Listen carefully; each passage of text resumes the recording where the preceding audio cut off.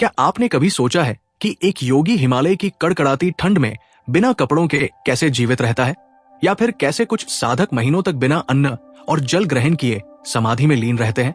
हम इसे जादू समझते हैं, लेकिन प्राचीन ऋषियों ने मानव शरीर के भीतर एक ऐसा गुप्त बटन खोज निकाला था जिसे अगर एक बार दबा दिया जाए तो भूख, प्यास, समय और मृत्यु सब कुछ थम जाता है। वो बटन आपके दिमाग में नहीं, आपके दिल में नहीं, बल्कि अभी इसी क्षण आपके मुंह के भीतर मौजूद है। जी हाँ, आपकी जीभ, वो छोटा सा अंग जिसे हम केवल स्वाद और बोलने का साधन समझते हैं, असल में वो ब्रह्मांड का सबसे शक्तिशाली एंटीना है। आज हम शरीर के उस सबसे गहरे रहस्य को उजागर करने जा रहे हैं जिसे गुप्त रखने के लिए प्राचीन काल में शिष्यों की कड़ी परीक्षा ली जाती थी। आज आप जानेंगे कि कैसे आपकी जीभ आपके भाग्य की लकीरों को बदल सकती है। ये यात्रा केवल जानकारी नहीं है, ये रूपांतरण है। इसलिए अगले कुछ समय के लिए बाहरी दुनिया को भूल जाएं और अपने भीतर उतरने के लिए तैयार हो जाएं। ब्रह्मांड में एक नियम है, ऊर्जा कभी नष्ट नहीं होती, वो केवल रूपांतरित होती है। लेकिन क्या आपने कभी विचार किया है कि एक साधारण मनुष्य और एक सिद्ध योगी के बीच सबसे बड़ा अंतर क्या है? हम उसी हवा में सांस लेते हैं, वही पानी पीते हैं और उसी मिट्टी पर चलते हैं। फिर ऐसा क्यों है कि हम अपनी ऊर्जा को संभाल नहीं पाते? इसका उत्तर आपके विचारों में नहीं, आपकी जीभ में छिपा है। विज्ञान कहता है कि एक सामान्य मनुष्य दिन भर में लगभग 60,000 से 80,000 विचार सोचता है। ये एक बहुत बड़ा आंकड़ा है, लेकिन योग विज्ञान इससे भी सूक्ष्म स्तर पर जाता है। योग कहता है कि विचार हवा में नहीं तैरते, विचार शरीर में कंपन पैदा करते हैं। जरा अभी इसी क्षण एक छोटा सा प्रयोग करें। अपनी आंखें बंद करें और मन में किसी भी शब्द का उच्चारण करें बिना होंठ हिलाए। ध्यान दें, जैसे ही आपने मन में वो शब्द सोचा, आपकी जीभ की सूक्ष्म मांसपेशियों में एक हलचल हुई। आपने बाहर कुछ नहीं बोला, लेकिन आपकी जीभ ने भीतर ही भीतर उस शब्द को आकार देने की कोशिश की। इसे विज्ञान की भाषा में सबवोकल स्पीच कहते हैं। आप दुनिया के लिए मौन हो सकते हैं, आप चुपचाप कुर्सी पर बैठे हो सकते हैं, लेकिन आपके भीतर एक शोर चल रहा है। आप अपने मन में किसी से बहस कर रहे हैं, आप पुरानी यादों को दोहरा रहे हैं, आप भविष्य की चिंता कर रहे हैं, और इस हर एक विचार के साथ आपकी जीभ हिल रही है। यह हिलाव इतना सूक्ष्म है कि आपको पता भी नहीं चलता, लेकिन इसका परिणाम भयानक है। हमारी प्राण ऊर्जा का सबसे बड़ा हिस्सा, लगभग 80% हिस्सा हमारी वाणी और वाणी के पीछे की इस मानसिक बकबक में खर्च हो जाता है।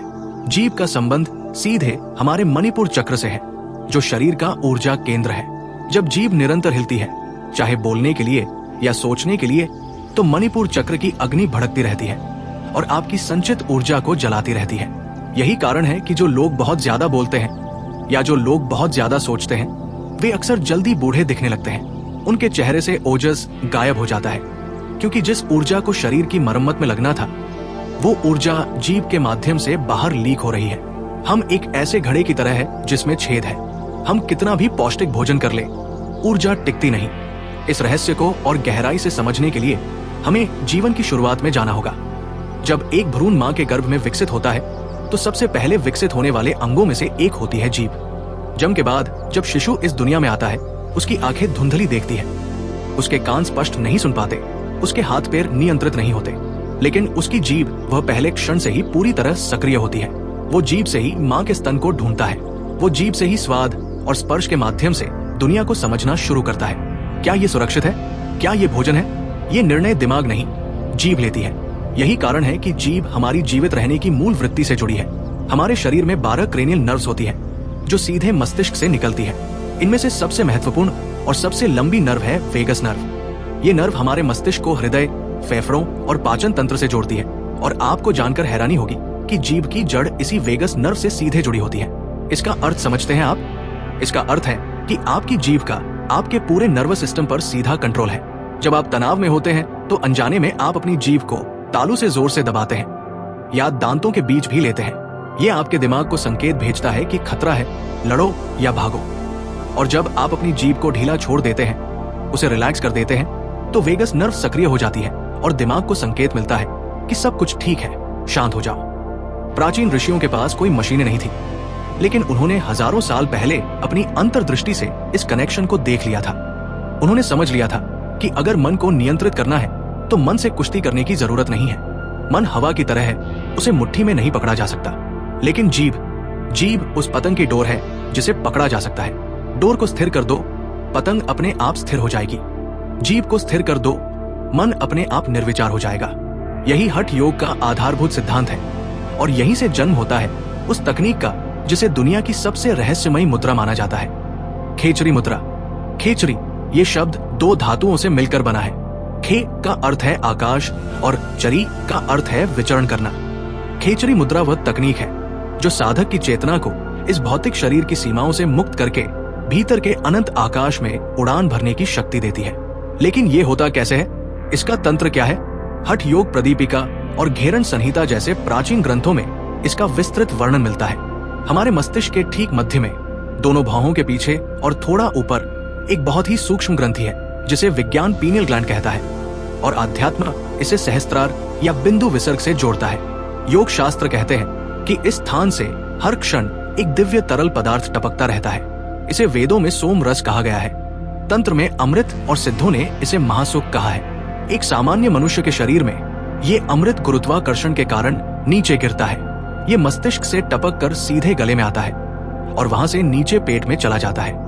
हमारे नाभिक क्षेत्र में सूर्य केंद्र या मणिपुर चक्र है जहां जठराग्नि निरंतर जल रही है। त्रासदी यह है कि वह दिव्य अमृत जो हमें अमृतत्व दे सकता था, वो हर पल इस नाभि की आग में गिरकर जल जाता है, भस्म हो जाता है।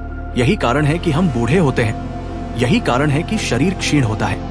हर पल हम अपनी आयु को नाभि की अग्नि में जला रहे हैं। शास्त्रों में कहा गया है कि सूर्य चंद्रमा के अमृत को खा रहा है। खेचरी मुद्रा इस प्रक्रिया को पलटने का विज्ञान है। योगी अपनी जीभ को उल्टा करता है, वो उसे पीछे ले जाता है और पीछे जब तक कि वो गले की घंटी के पीछे नासिका छिद्र में प्रवेश ना कर जाए। वहां कपाल कुहर में जीभ उस विशेष बिंदु को स्पर्श करती है जहां से ये अमृत टपक रहा है। जैसे ही जीभ उस बिंदु को छूती है, एक सर्किट पूरा हो जाता है।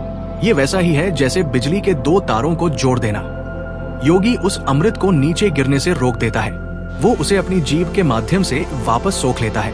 वो अमृत नाभि की आग में नहीं गिरता, बल्कि पूरे शरीर में फैल जाता है।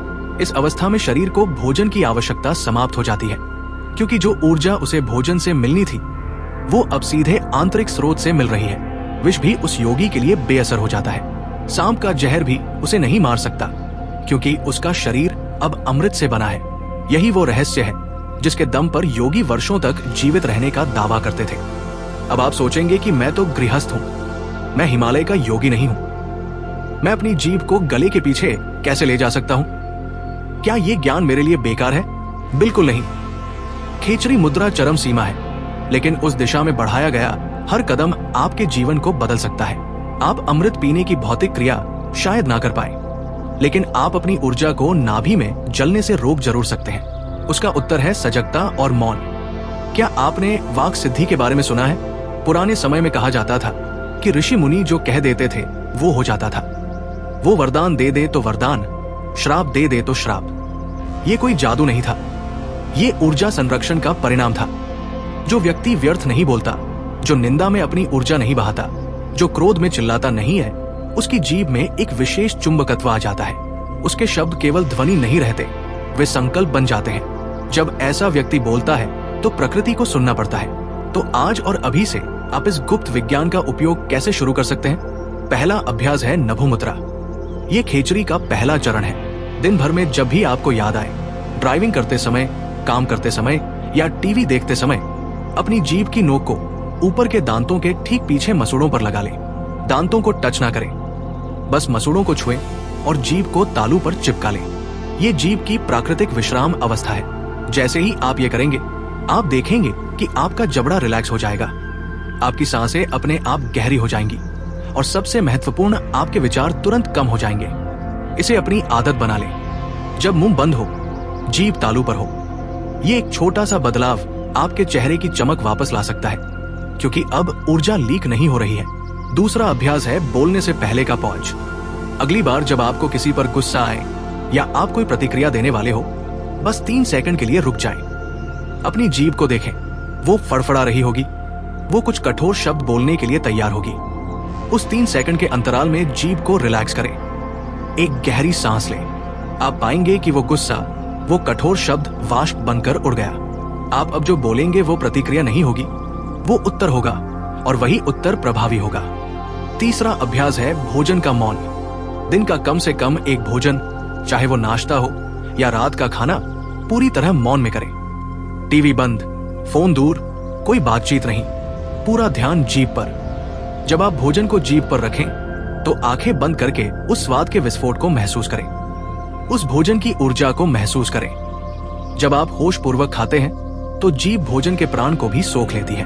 आपको कम भोजन में अधिक ऊर्जा मिलेगी और आपका पाचन तंत्र धन्यवाद देगा। जीभ केवल स्वाद लेने या बोलने का यंत्र नहीं है, ये एक तलवार है। आप इससे दूसरों को घायल भी कर सकते हैं, और ये एक मरहम भी है जिससे आप दुनिया के घाव भर सकते हैं। हमारी जीभ सीधे हमारे अवचेतन मन से जुड़ी है।